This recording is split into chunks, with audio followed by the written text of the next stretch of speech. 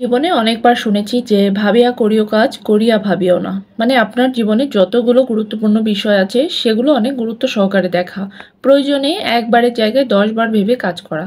কিন্তু trust me, এই কথাটা আমি শুধু আজীবন শুনেই গেছি, মানে এক কান্দে শুনেছি অন্য কান্দে বের করে দিয়েছি।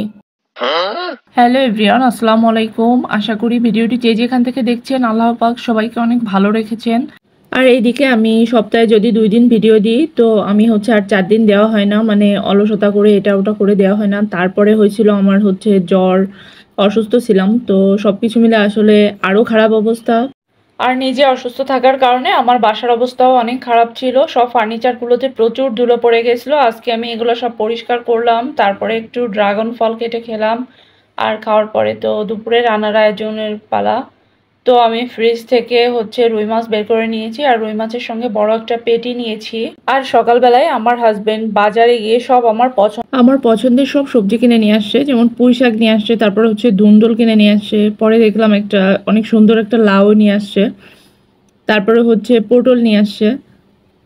তো অনেকগুলা সবজি নিয়ে আসছে। তারপরে আমি আজকে মানে সবগুলাই রান্না করব। তো আমি ফার্স্টে পটলগুলাকে একটু ছিলে নিচ্ছিলাম, আর আমি এটাকে খোসা সহ ভাজি করব, এর জন্য উপরে আঁচড়ে নিয়ে তারপরে হচ্ছে এগুলোকে কেটে নিয়েছি। আর আমার হাজবেন্ড এরকম পছন্দ করে না, ওর জন্য আমি আলাদা করে কিছু রেখেছি, আর আমার জন্য একটু আলাদা করে রেখেছি। তারপর লাউটাকেও কেটে নিলাম।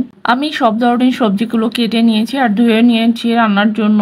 আর এখানে পটলগুলোকে আমি একটু লবণ হলুদ মেখে আসলে এগুলো ফার্স্টে ভেজে নিচ্ছি। আর পাশের চুলায় আমি পুঁই শাক সিদ্ধ করার জন্য দিয়ে দিয়েছি, যে পুঁই শাকটাকে ভাজি করব, আর হচ্ছে পটল ভাজি করব, আর হচ্ছে আর একটা তরকারি রান্না করব লাউ দিয়ে আর রুই মাছ দিয়ে।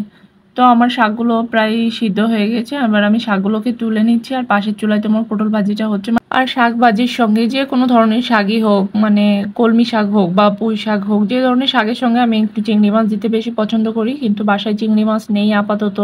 এই জন্য আমি একটা ডিম দিয়েই পুঁই শাকটাকে ভাজি করে নিলাম। আর এদিকে আমার পটলগুলাও ভাজি করা হয়ে গিয়েছে, তারপরে আমি মাছগুলাকেও ভেজে নিয়েছি। আর এবার হচ্ছে আমি তরকারি রান্না করব, তার জন্য আমি লাউগুলোকে দিয়ে দিচ্ছি।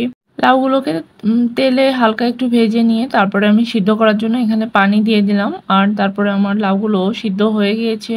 তরকারি যেহেতু সিদ্ধ হয়ে গিয়েছে, এখন হচ্ছে এখানে মাছ দিয়ে দেওয়ার পালা। এবার হচ্ছে আমি যে মাছগুলো ভেজে রেখেছিলাম রুই মাছ, ওইগুলো দিয়ে দিলাম। আর তার কিছু সময় পরে হচ্ছে আমি এখানে একটা মশলার পেস্ট দিলাম, সেটা হচ্ছে পেঁয়াজ রসুন আর হচ্ছে জিরা বাটা, ওইটা আমি তেলে ভেজে তারপরে দিয়েছি। এই তো আমার রান্না ডান। আর এখন আমি তরকারিটা তুলে নিচ্ছি, তারপরে আমি হচ্ছে খাওয়া দাওয়া করব।